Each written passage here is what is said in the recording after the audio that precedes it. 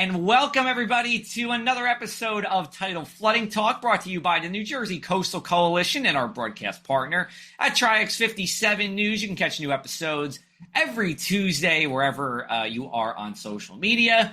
Every once in a while we have a very special guest, some more special than others, and we're really happy today to bring on the director of the National Hurricane Center to talk about New Jersey in hurricane season, Dr. Michael Brennan. We'll have him in just a minute here. But Dan, I'll kick it over to you. It's our meteorologist only episode, although, I think having the director of National Hurricane Center is a little above my pay grade.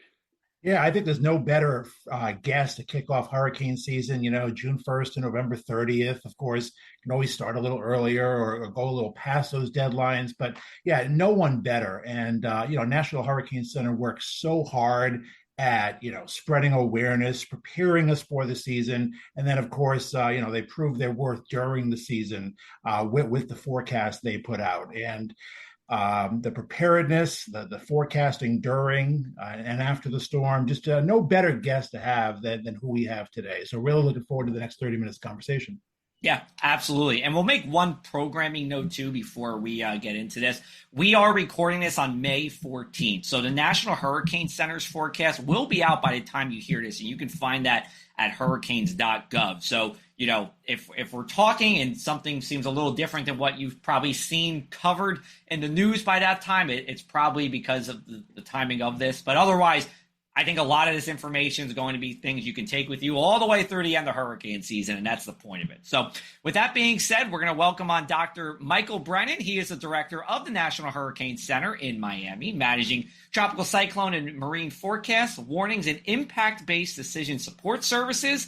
He was the branch chief of the NHC's specialist unit and a senior hurricane specialist going all the way back to 2008. He's earned his Bachelor of Science, Master's in Science, and PhD in Atmospheric Sciences from North Carolina State University, researching cyclone precipitation, and is also an associate editor for the American Meteorological Society journals. Dr. Brennan, Mike, I know you said to call you Mike. Welcome to Tidal Flooding Talk. We really appreciate you having the time to come on and talk with us here. Yeah, great to be with you both today. Awesome. So, first question for you, growing up, were you just always interested in hurricanes, or were you just interested in weather and then made your way into hurricanes? Yeah, maybe a little bit of both. I think like most meteorologists, I had an early interest in weather going back as far as I can remember. I grew up in southwestern Virginia in the Roanoke area along I-81, Blue Ridge Mountains. And one of my earlier weather memories is a significant flood we had there in early November 1985. I was about 7 years old, and that was actually the flood of record on the Roanoke River.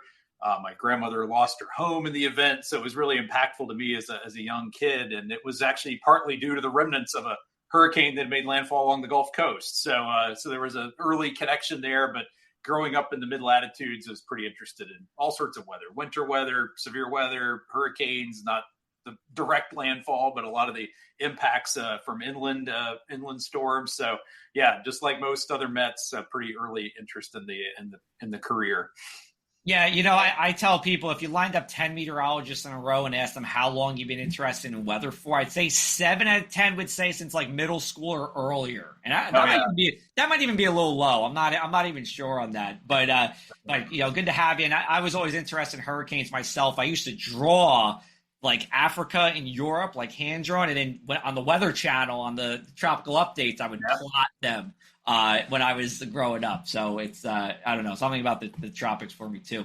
Dan, I'll kick it over to you.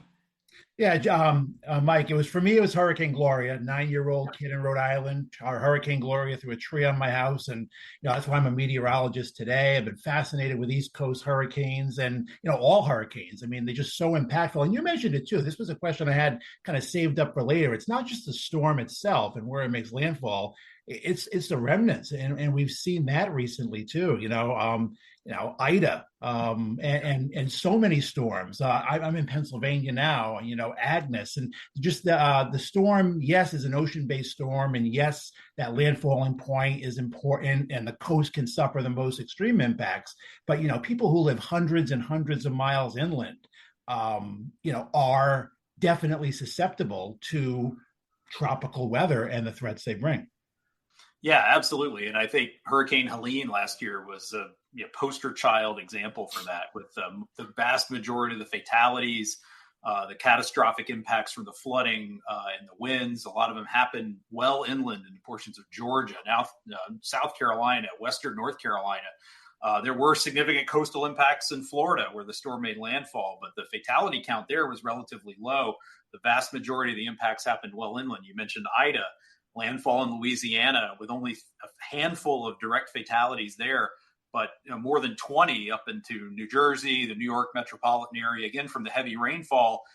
And most of the hurricane landfalls we've seen in the United States, we've had 25 going back to 2017. Almost all of them have been along the Gulf Coast. But those storms, even though they've made landfall largely in Florida and along the Gulf Coast, have brought a lot of impacts up into the mid-Atlantic and the Northeast states, primarily in the form of that heavy rainfall, which has almost nothing to do with how strong the storm is or whether it's got a name anymore. It's just a matter of how hard it rains in one location and for how long. And that has more to do with how fast the system's moving and how the rainfall patterns present themselves than anything that has to do with how strong the storm is from a wind perspective. And Mike, do you, as a follow-up question, how challenging is the messaging for you folks at the Hurricane Center? Obviously, when the storm is 150-mile-an-hour winds, you have hurricane warnings flying and storm surge warnings flying. The media is all over the coast, but they're not necessarily going to be hundreds of miles inland, hyping up the potential devastation that awaits there. So how challenging is the messaging for you guys, for the inland folks, and how have you met those challenges?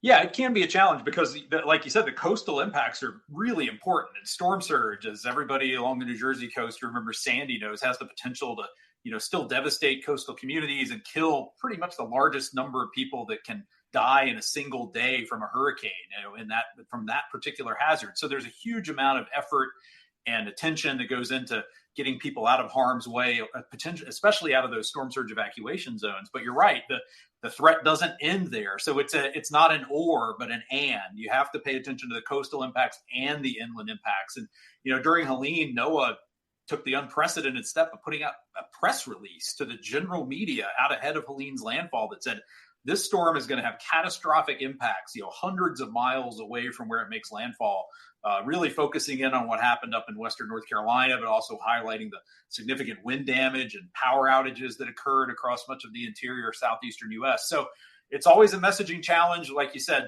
the big hurricane with the eye, and it's a category 4 or 5, gets lots of attention leading up to that landfall. But we've made a substantial effort, not just at the Hurricane Center, but elsewhere in the Weather Service and the larger weather enterprise, to really hit those impacts on the inland side. Because if you look back at the fatalities we've seen in the United States going back to 2013, more than half of them are from freshwater flooding, again, that can affect areas well inland days after landfall.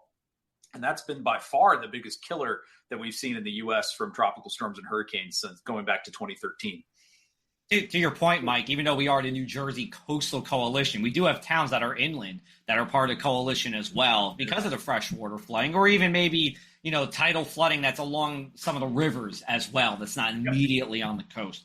All right, so let's get to the $64,000 question, and that is, hurricane season, right? So we said at the top, we don't have the official NOAA National Hurricane Center forecast out yet, but I'm sure you probably have a good idea of what's going to be in there. Where are we at in terms of that and what we could expect this season?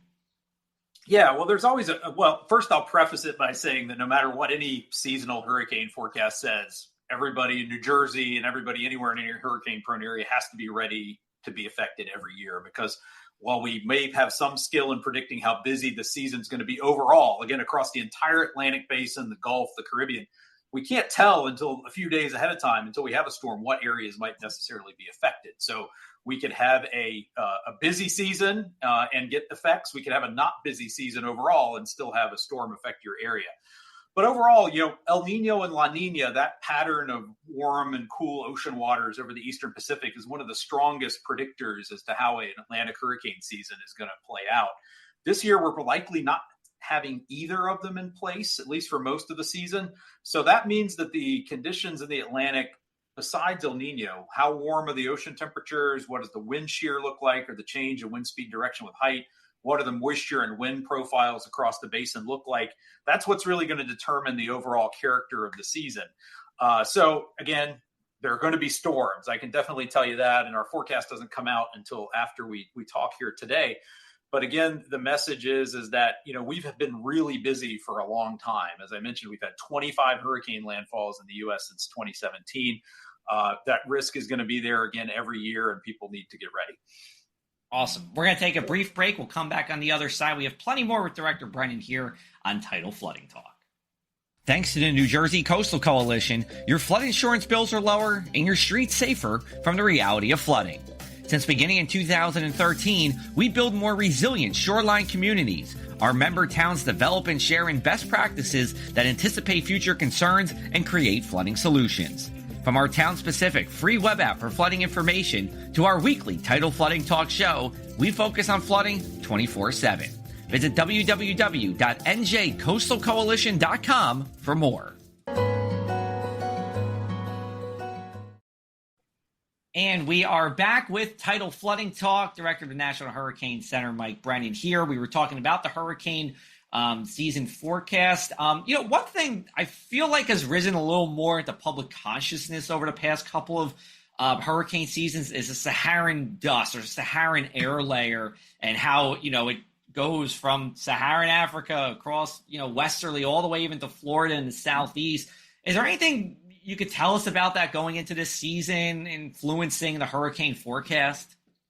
Yeah, it's sort of an episodic thing that tends to peak in sort of the middle of the summer, the July to August timeframe, where you have a really strong easterly jet that comes off the coast of Africa. And it's not just at the surface, but up into the mid-level, say, 10,000 feet off the ground. And it can push not just the dust, and you can see the dust in satellite imagery, but the dust is really being indicative of a really warm, dry, dusty air mass. And that tends to suppress thunderstorm development out across the sort of main development region of the deep tropical Atlantic. And these dust pulses come off every few days, and that can create a temporary environment that's not very favorable for thunderstorm formation or for a tropical wave to go on and to develop into a tropical depression or tropical storm. And if you remember the 2024 season, we sort of had a really inactive August into early September, and there was a lot of sort of unfavorable conditions out across the deep tropical Atlantic. Some of it was the dust. There was a lot of sinking motion. So that sort of resulted in that long pause in the hurricane season, but then it picked right back up again as we got into late September and continued all the way even into November. But you're right, that dust comes all the way across. In South Florida here where we are, you'll get these kind of hazy, milky skies. Every once in a while, you'll actually see the dust deposited on your car, but it's sort of an episodic thing. It's a pretty routine thing that happens in the summer in the tropical Atlantic. And Mike, I mean, it's one of so many factors that go into the seasonal hurricane forecast. Like you mentioned, El Nino, La Nina, the dust, the water temperatures. Yet, I think of all the forecasts, as meteorologists, Joe and I try to put out winter forecasts. I think that's so challenging and sometimes not worth the effort. But the hurricane forecasts have some skill, especially in terms of predicting how busy a season is. Maybe not so much where the storms are going to go. Meteorology isn't that advanced yet, but I think it's one of the most useful long-range forecasts we have. Number one, because it has kind of earned some public respect, and rightfully so, because you guys are very good, I think, at nailing how busy a season we're going to have. And also, it just starts the awareness. Here we are in May, season hasn't started yet, but we're already talking about it. And when that forecast is released, it's on every newscast, it's on social media.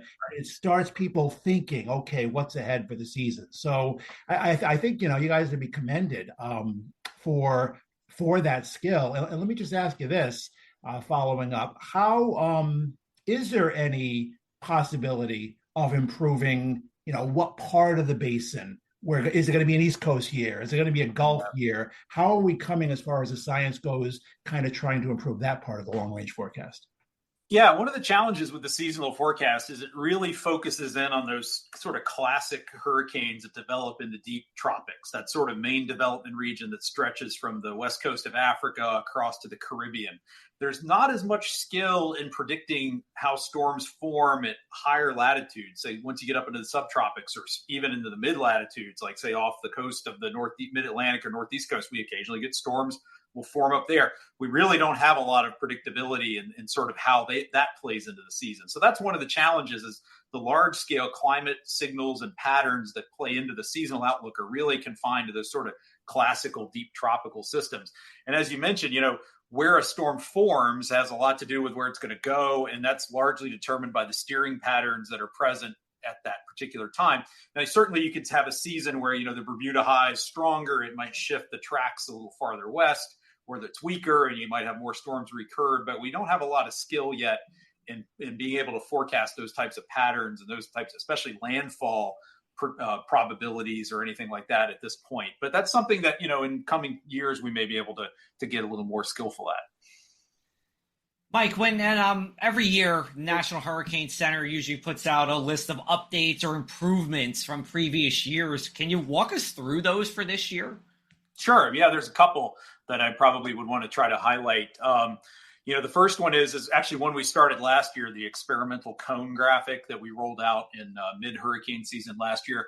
That the thing that's different about that graphic is it shows the inland extent of the tropical storm and hurricane watches and warnings over the United States. So for a storm like Helene, it wouldn't just show the coastal watches and warnings, which we've always shown, but it showed almost the entire state of Florida and almost all of Georgia and parts of the Carolinas under those tropical storm and hurricane watches and warnings to better convey that inland wind risk.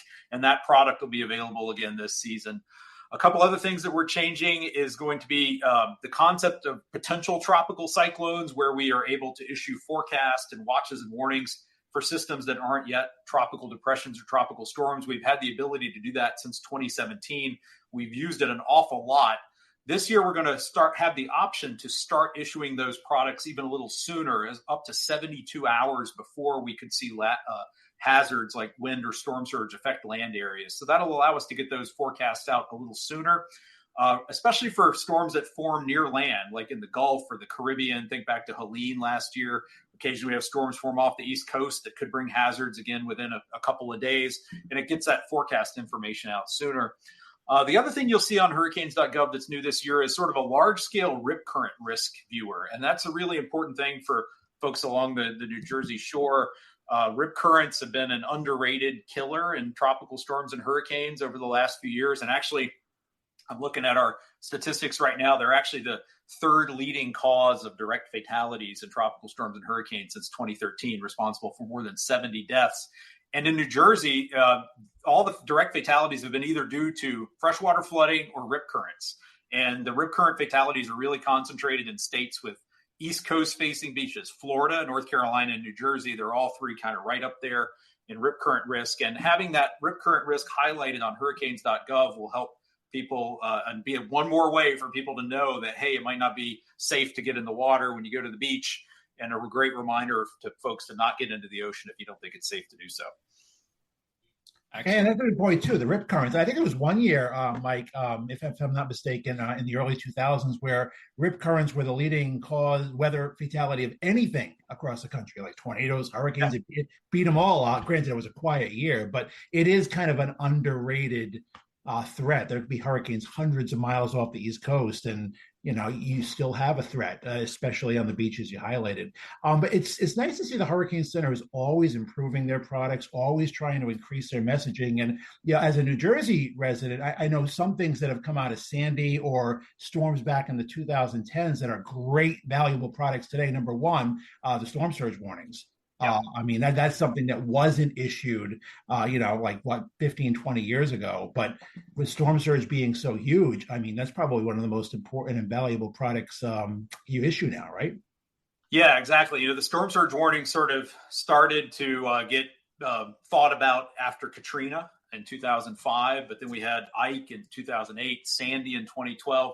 Prior to 2017, the threat of storm surge was really sort of contained within the hurricane warning. But now, since 2017, we've been able to issue a separate watch or warning to highlight those areas at the risk of life-threatening inundation from the ocean water moving on onto normally dry land.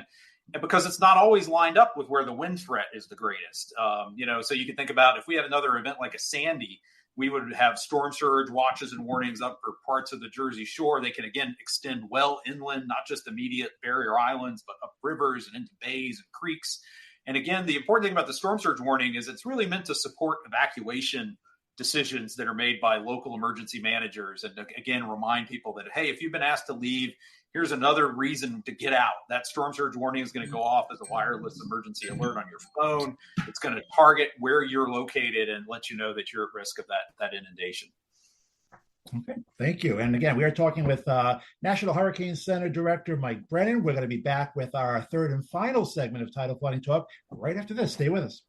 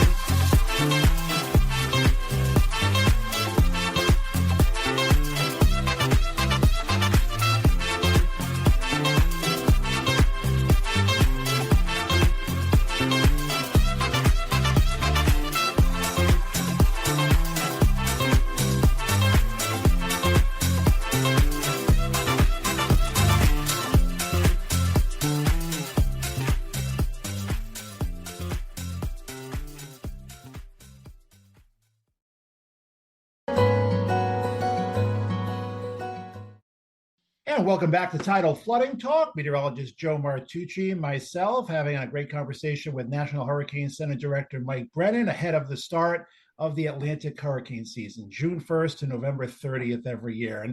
And Mike, here in New Jersey, we don't get many hurricane landfalls. In fact, they are very, very few and far between. And with the gaps sometimes of how impacts that we sometimes see, people can let their guard down. If you're not here to experience a storm, sometimes you're not aware of the vulnerability of the Jersey Shore. So how do you keep up that awareness, in those kind of quiet cycles? We always hope for those quiet cycles as meteorologists, but things can turn noisy very quickly. So how do you keep the residents aware during quiet times? Yeah, it's a constant re-education effort every year because, like you said, you have people who may have lived in a place where they haven't had a lot of experience with a tropical storm or hurricane directly for a while, or even in areas that have them more frequently, you have population changes, people moving in and out of areas. I live in Southeast Florida. We haven't had a direct hurricane impact here since 2005. In the greater Miami metro area. We had Irma in 2017, but I've lived here the entire time I've lived here. I've never really experienced a hurricane here in Southeast Florida. And that's one of the most hurricane prone areas in the country. So as you go farther north along the East Coast, those events generally become less and less frequent in terms of sort of the direct, hurricane impacts that we might see along the Jersey Shore or up into the northeastern U.S. But that risk is absolutely there. And it's so important to remind people that no matter how long you've lived in an area, you could have lived your whole life in a particular location, you have probably not seen the worst thing that can happen there in terms of flooding, in terms of wind damage, storm surge, just because those very worst conditions come along so infrequently. But that's what that risk is. And it's all about understanding your risk and knowing the risks of where you live, where you work, people you care about, understand what their risks look like. That's why it's so important to do that as we head into the hurricane season, so that when a storm threatens you, you're not trying to figure out your risk then. At that point, you want to have an action plan, a hurricane plan that you can put in place, get to a safe place, keep yourself, your loved ones, your possessions safe. And that's why it's so important to do that now so that you're not figuring it out when a storm threatens. Dan and I have our great trivia question, which is, when was the last time New Jersey was directly hit by a hurricane? And no one usually gets it right, but it was 1903 was the last time New Jersey had a direct. No one's around who was there then. We know that. So, that it is one of those things within living memory. You haven't seen that happen, but nobody had seen a storm like Sandy happen until it happened either. Right. You take the 1938 hurricane that made landfall on Long Island.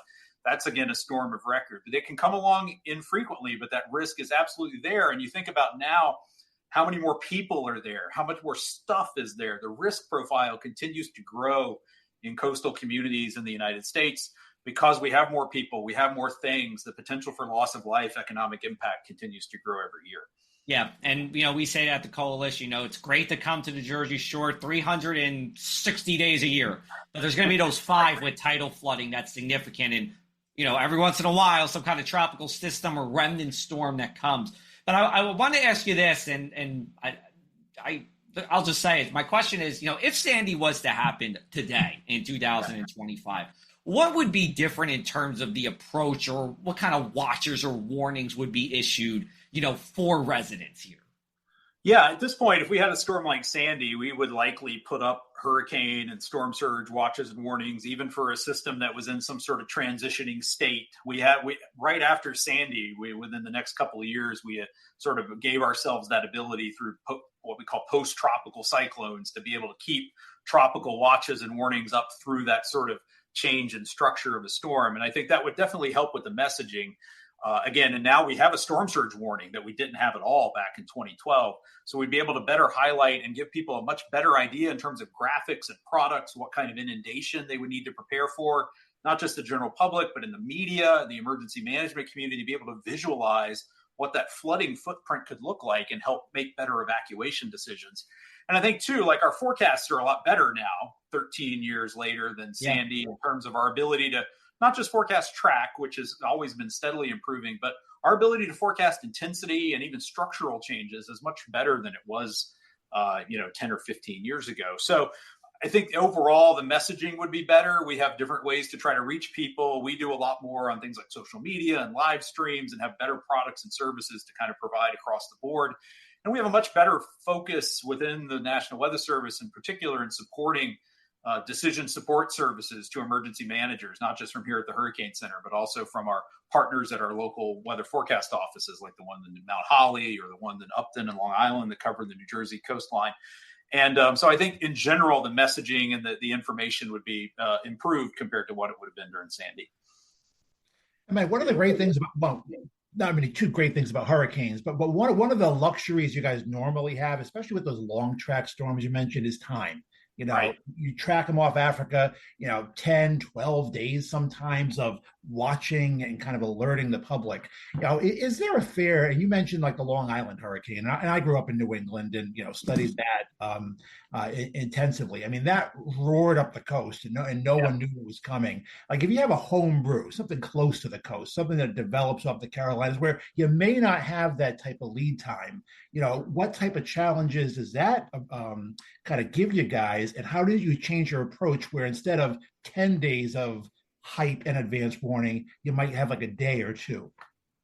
Yeah, you talk about things that keep me up at night. That's the scenario of storm that really keeps me up at night, and I think is one of the biggest risks we have in the United States. Storms that form in the western part of the basin can form, rapidly intensify, because storms that rapidly strengthen tend to do so early in their life cycle. And then you can have a storm that develops in the Bahamas, and then like the 38 storm can rocket up the coast and make landfall in the mid-Atlantic states within a day or two. So in fact, if you go back and look at the Gulf Coast, the strongest hurricanes that have ever hit the United States on the Gulf Coast and Florida have all formed within about 3 or 4 days of landfall. You're thinking about Michael, Andrew, Laura, Ida. These are all systems that were tropical storms 3 days prior to making landfall. So they're all systems that form, rapidly intensify, and then make landfall quickly. And again, those Gulf Coast storms can then bring those inland impacts all the way up into the mid-Atlantic states. So they can be a risk as well. A storm like Helene was a great example of that last year too. So that goes to, again, preparation, because not every storm is going to be, most storms are not those really long track classical hurricanes like a Floyd from 99 or Fran of 96 or Irma, where you have a whole week to watch them lumber across the Atlantic, lots of time to think and get ready. The biggest threat comes from those shorter fuse events where you, again, only have 3 or 4 days maybe. That's why it's so important to know your risk and have your plan so you can just put it into action when a storm threatens. Awesome. Well, Mike, this was all fantastic information. Sometimes we always wish we have an hour for these, but we really appreciate you chatting with us here. Any final words from you about New Jersey and hurricane season before we get into the one thing we can't stop talking about, flooding or otherwise? Yeah, I mean, I think, again, it goes back to the fact that it doesn't take a direct landfall to bring very significant impacts. And it's almost always the water hazards that are responsible for the vast majority of fatalities: storm surge, freshwater flooding, rip currents. One other thing I'll mention is just that, the impact of wind gusts and the causes that they can produce in terms of fatalities and damage are almost always due to trees. And, when you get up into the Northeast or mid-Atlantic states, the storms may not be really strong from a wind perspective anymore. They might not be a hurricane. The sustained winds might be 30 or 40 miles an hour. People might think, oh, they can get out and go outside in that type of environment. But then you get a 70-mile-an-hour wind gust that takes a tree branch down, and it could fall on you in your car or in your home or outside. And we lose almost all of the wind fatalities are due to those types of tree falls. So it's just, again, be mindful of what your risk is and be prepared as you head into the season, and really keep an eye on the water hazards, because they are typically the deadliest. Very important information there for sure. All right, so we have about a minute left. We're going to do, like I said, one thing we can't stop talking about, coastal flooding or otherwise. Mike, I'll turn it over to you as the guest. You can start off first. Sure. Well, you think about coastal flooding and storm surge, and another thing to remember for the residents of New Jersey is it doesn't take a storm making landfall in New Jersey to create a lot of storm surge or coastal flooding along the Jersey Shore or up the Delaware River. You can have those impacts from a storm that is moving offshore or makes landfall in another location. So don't let your guard down, even if the storm's not pointed directly at where you live. Awesome. Dan? I was going to thank the National Hurricane Center. Mike, we kind of bucked the trend, and we vacation in the tropics in hurricane season. So we go to Punta Cana in October every year. Haven't got hit yet. Hoping the luck doesn't run out this year. But I love your 2 to 3 week product where it kind of keys in on areas that may or may not develop. And I start looking at that as we get towards the fall. But I thank you for that product. And that's something I'll be talking about all summer. I should be looking at that product too. Although by the time you're listening to this, I would have already have been in South Florida, going to Sunny Isles Beach from the 17th to the 20th. So I'm here to tell my past self that you had an excellent time in Florida. It was great, and you're nice and tan now that we're Memorial Day weekend. So there we go. Excellent. Well, again, Director Brennan, thanks so much for being on. We really appreciate it. Hurricanes.gov is the website. We'll hope to hear from you soon, but hopefully not too soon, because that would mean something's brewing. But we appreciate all your work at the National Hurricane Center. Yes, thank you. Thanks so much.